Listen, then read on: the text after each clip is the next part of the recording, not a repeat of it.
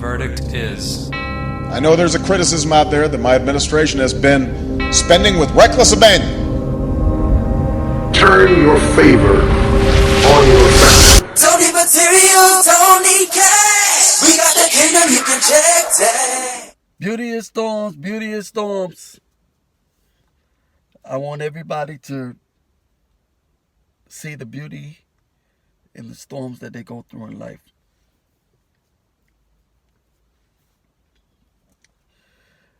It's a good Saturday. I'm pretty sure it'll be a good Sunday. Just like it was a good Friday. Matter of fact, all 36 years of my life been good. Even in the bad times, it's been good. God has been good to me. And I wouldn't say nothing else. He's just been good. I want to talk to you about a Bible plan that I was reading entitled Trials and Tribulations. I was reading a story about this woman. I don't remember if it was a woman or a man. They were complaining about their week and the things they were going through. And a friend sat them down and said, great. He said something that was, he or she said something that was incompassionate, that was inappropriate to them. And then it was later clarified. That's exactly what James said. We have to understand as Christians, the Bible says trials and tribulations, they're going to come. Hard times are going to come. And when we complain about them as they come, all we are doing, we show that we were living in a world thinking it was never coming. We were living in a world thinking that serving God is not going to bring trouble or bring trials and tribulations. And that's far from the truth. Even though I read that plan many times, I still kind of struggle with it, with the reality, because it's the way that I grew up. I grew up with the mentality thinking that trials and tribulations will never come because of the side that I was on.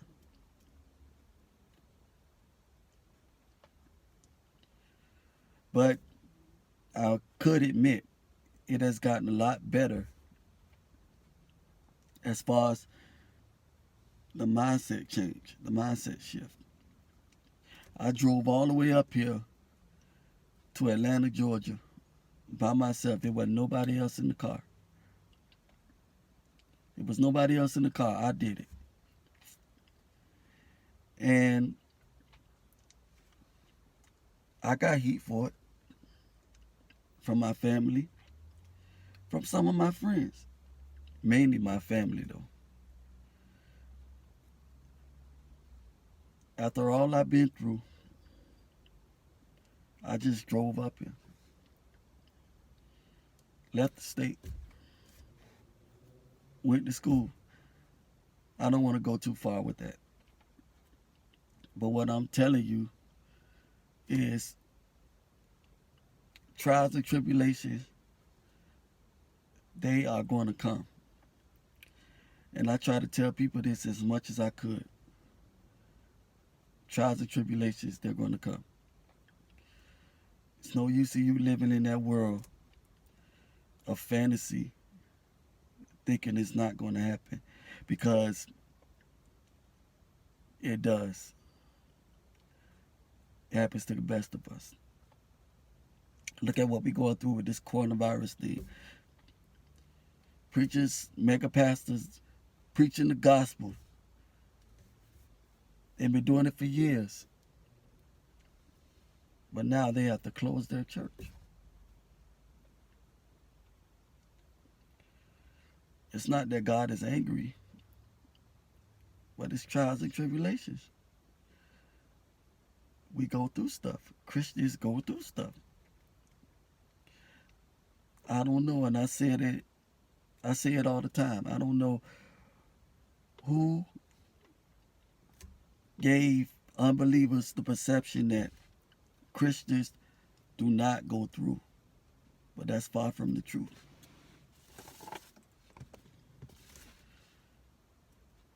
That Bible plan really stands out to me. I often read it as a reminder that trials and tribulations, they come. I told somebody who was going through the trials and tribulations, I said, in a lot of those cases, that don't mean that you did something wrong. Now, sometimes there is a consequence. But you can go through whether you do something right or wrong. Job was extremely faithful. Waking up, praying for his kids, telling his wife, who told him to leave God, and he called her foolish. Do this because you're suffering. That's what happens in the world right now. They say, I'm not serving God. If God is real, why are all these people going through this stuff? Wrong perception about God. Boys in the Hood, one of my favorite movies. But in that movie, Ice Cube said, if God is real, or something like that. He said, if God is real, why everybody out here getting killed? That's how a lot of people think. That's how a lot of people think. And when stuff like that happen, they don't understand it. Like this coronavirus thing, people are dying. Thousands of people are dying. And people are diagnosed with this. But I told a friend of mine, I said, I hate to say this, and it sounds harsh, but you never know what God is doing. I said the same thing about that storm that stood over the Bahamas. Said you never know what God is doing, man. You never know. You think God can't stop that? You think he can't stop the storm? A God that created the heavens and the earth, that created the human body, you really think he couldn't stop that? It's a reason it's happening. That's why I don't say the devil is busy or nothing, because in Job, the devil proved he needs God's permission to do anything. He needs God's permission to do anything, and I'm not sure people understand that.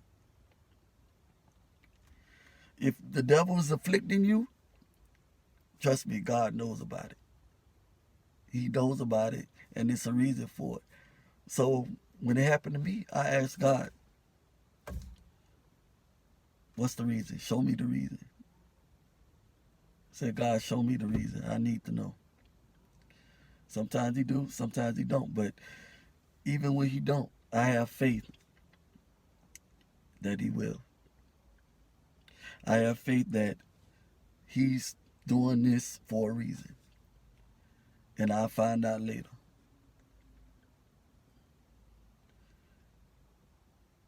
So I'm going to end this podcast episode with saying, Don't live in a fantasy world. You will regret it. Please don't live in a fantasy world thinking trials and tribulations won't come. You're setting yourself up. I've seen it happen too many times.